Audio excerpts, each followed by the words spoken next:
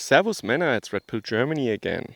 Today I want to talk a little bit about what is going on in the Middle East at the moment, because as you all know, whatever goes on in the Middle East is directly affecting Germany, because who do you think has to accommodate all these travelers that ensue from these clashes down there, and who has to pay for all the equipment and all the ammunition for the United States greatest ally in the region? Who do you think pays for all that, or for a significant part of it, let's just say? Well, it affects us, so I talk about it.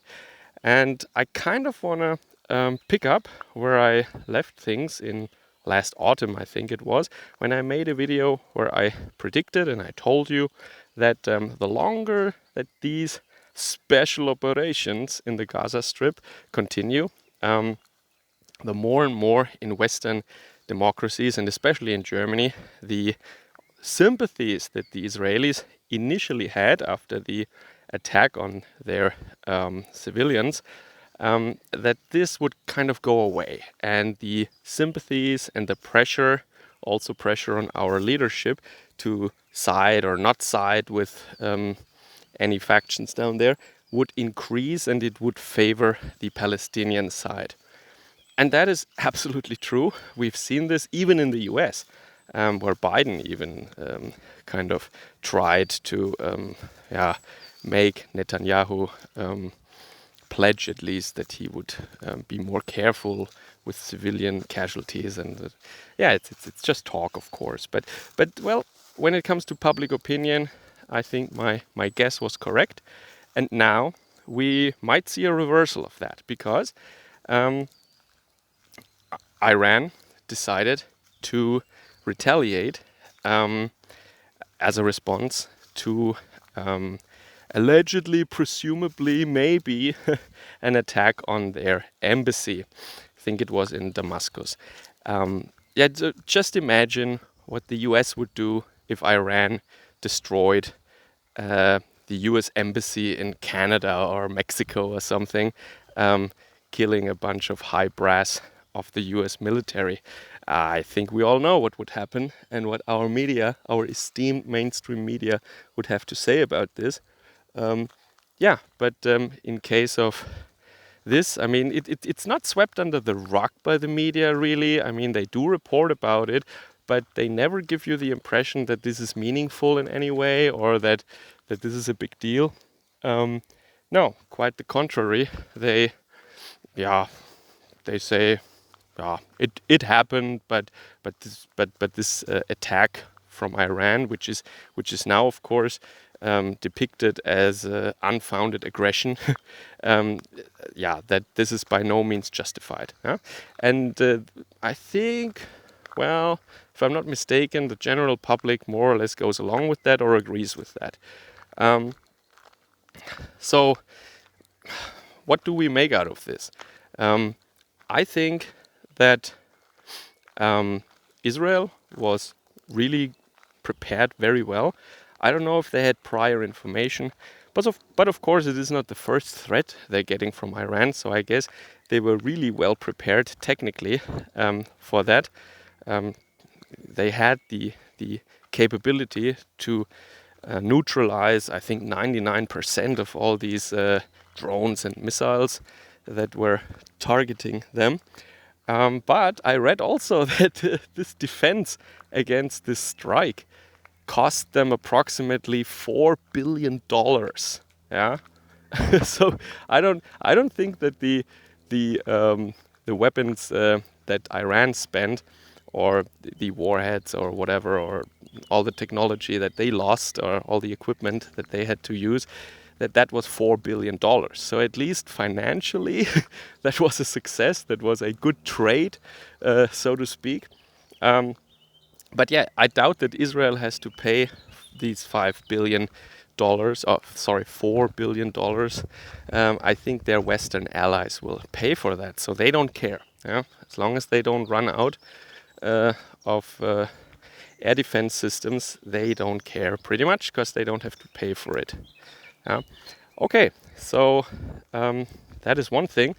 And I also find it curious that the damage, of course, was minimal.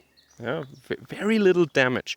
And I really wonder if that was not something that the Iranians did, because they're not stupid. I mean, they must have known, of course they know what kind of capabilities Israel has, and that the what they used and the way that they used it would probably be ineffective. They must have known that. I can't imagine that they're that stupid that they didn't know what defense capabilities Israel has. So maybe because Iran is not that absolute dictatorship where they can do just anything. They also have elections. They also have public opinion.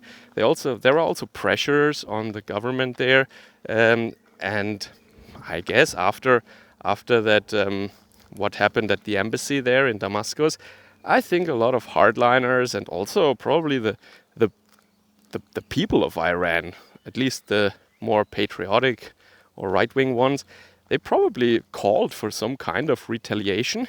And I think Iranian leadership probably had to do this, and this was the way they could do it with, yeah, they could save face internally, yeah. But they also didn't do any damage really, other than financially, more or less.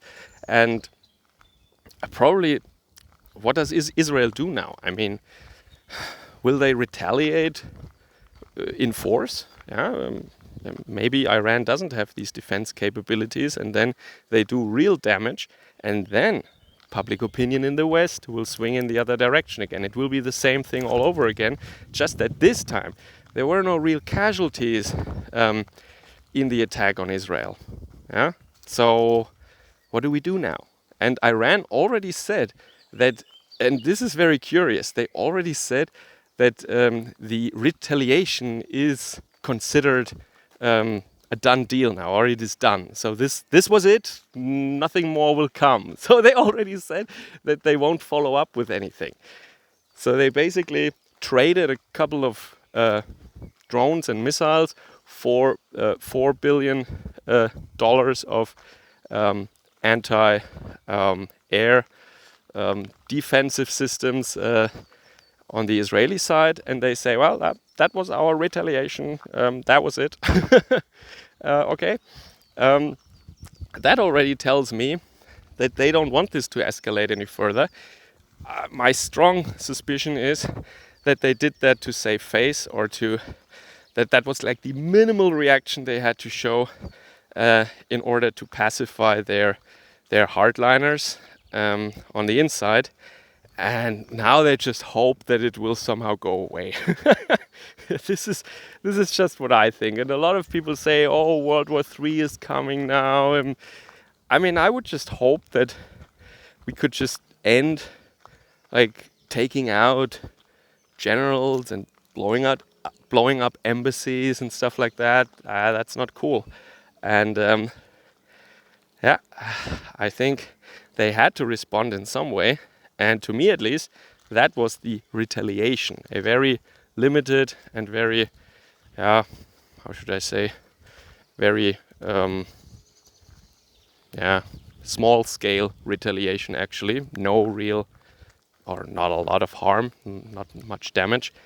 And I think the West, the neocons, the military-industrial complex in Washington, I mean, this is what they wanted. In a way, Iran was stupid to do that. They let themselves be provoked by the West, you know. Again, you can lament that the attack on the embassy is not really treated as what it is, an act of war. I mean, just imagine if our embassies would get destroyed by Iran, what we would make out of that. It is an act of war. But still, I mean, they allowed themselves to be provoked, and that is just what the West wanted. This is what Israel wants. This is what Washington wants. They want, of course, it to escalate. But at the same time, I think Iran, they needed to show to their hardliners that they're doing something and that they will not be pushed around, and this is what you get then, even though they didn't even hit anything. Yeah, it's kind of sad. It doesn't make Iran look strong, actually.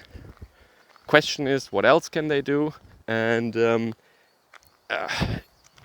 can Israel replace these systems easily? Well, probably US taxpayers and German taxpayers will foot this bill. And what comes next? I don't know. But I seriously have a hard time believing that populations in the West would support any larger additional retaliation now in this spiral from the Israeli side now. Because, once again, almost no casualties, very limited damages. You will have a hard time to turn this into some kind of 9/11 thing that gives you a just reason for blowing up even more people. Yeah, not that there is one, but I think you know what I mean, right? Anyway, this is what I think about that. So in my opinion, and maybe I'm wrong, I don't know, we will see in the coming weeks, this will probably not be the big escalation to a big world war or something. I just can't imagine that that such a strike that didn't even hit anything would, yeah, or could be used in such a manner, even though the Israelis and the State Department and Washington, the swamp, they want that, of course. Anyway, so I'm just enjoying the spring right now in the German forest. Looks nice how these new fresh leaves are coming out, this yellow, green, baby green on those trees. It looks really, really nice, like nothing else, especially when the sunlight you have this mixture of transmitted and scattered sunlight when you look against the light, like you can see here at 12 o'clock right in front of me. That looks very nice. Also here, no? All right, so I will continue my little stroll, and I wish you a good day. Servus, Kameraden.